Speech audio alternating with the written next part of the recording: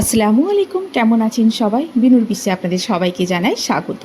সামনেই ঈদ, আর ঈদ মানে আমার বাড়িতে ঈদের মেনুতে কাবাব তো থাকবেই।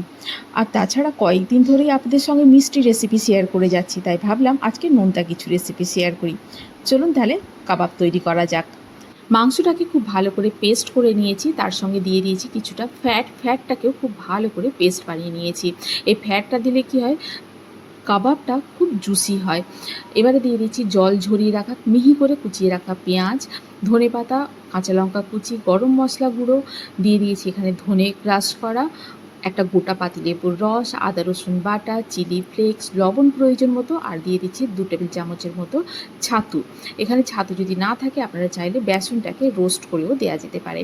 আর দিয়ে দিচ্ছি এখানে সর্ষের তেল। সবগুলো দিয়ে খুব ভালো করে মিক্স করে নেব। খুব ভালো করে মিক্স করা হয়ে গেলে দিয়ে দেবো এতে স্মোক। এই স্মোকটা অপশনাল, আপনারা চাইলে নাও দিতে পারেন, তবে স্মোকি ফ্লেভার আনার জন্য এই স্মোকটা দেওয়া কিন্তু খুব জরুরি। তখনই মনে হবে যেন দোকান থেকে কেনা, কারণ দোকানে তো তন্দুরে তৈরি করে, ওখানে স্মোকি ফ্লেভারটা খুব ভালোভাবে আসে।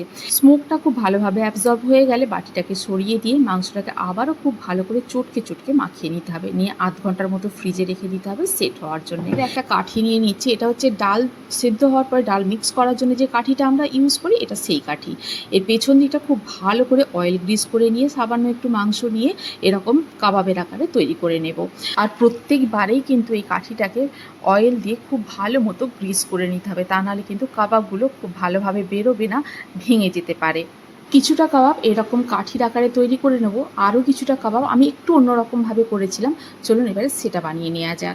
নিয়ে নিচ্ছি একটা কেক মোল্ড, আমি এখানে গোল নিয়েছি, আপনারা চাইলে স্কোয়ারও নিতে পারেন। খুব ভালো করে অয়েল গ্রিস করে নেব, আর কাবাবের মিক্সচারটাকে দিয়ে ইভেনলি স্প্রেড করে নেব। এখানে থিকনেসটা আমি রেখেছি 1 ইঞ্চির মতো, এটা তৈরি হয়ে যাওয়ার পর 1/2 ইঞ্চি হয়ে যাবে। ওপর থেকে সর্ষে তেল দিয়ে তেলটাকে খুব ভালো করে স্প্রেড করে দেব, আর খুন্তি দিয়ে এইভাবে একটা দাগ কেটে নেব, যাতে তৈরি হয়ে যাওয়ার পরে খুব ভালোভাবে উঠে আসে, তা নাহলে ভেঙে যাওয়ার চান্স থাকে, স্ট্রিপ আকারে বেরোবে এগুলো।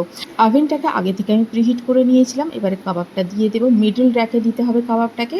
ডোরটাকে বন্ধ করে দিয়ে টেম্পারেচারটা এখানে হাইয়ে দিয়ে দেব, আর রড যেটা আছে সেটা আপার লোয়ার দুটোই অন করে দিতে হবে। আর টাইমটা এখানে দিয়েছিলাম আমি 20 মিনিটের মতো। টেম্পারেচারটা যেন লোয়ে না থাকে, তাহলে অনেকটা জল বেরিয়ে যাবে। এবারে যেগুলো কাঠির মতো তৈরি করেছিলাম কাবাব, সেটাকে ভেজে নেওয়ার পালা। নিয়ে নিয়েছি এখানে একটা প্যানটাকে খুব ভালো মতো গরম করে নিয়ে এখানে দিয়ে দিচ্ছি সর্ষের তেল। সর্ষের তেলটাকেও খুব ভালো করে গরম করে নেব। গরম করে নিয়ে এবারে একের পর এক কাবাবগুলো দিয়ে দেবো। কাবাবগুলোকে উল্টে পাল্টে খুব ভালো করে লাল লাল করে ভেজে নেব। যেটা ওভেনে তৈরি হতে দিয়েছিলাম সেটাও হয়ে গেছে। উপর থেকে ধনেপাতা কুচি, কাঁচা লঙ্কা কুচি, পাতিলেবু দিয়ে এটাকে সার্ভ করতে হবে। তবে আমি সার্ভ করেছিলাম একটু অন্যরকমভাবে, যেটা আমি ঈদের দিনেও করব।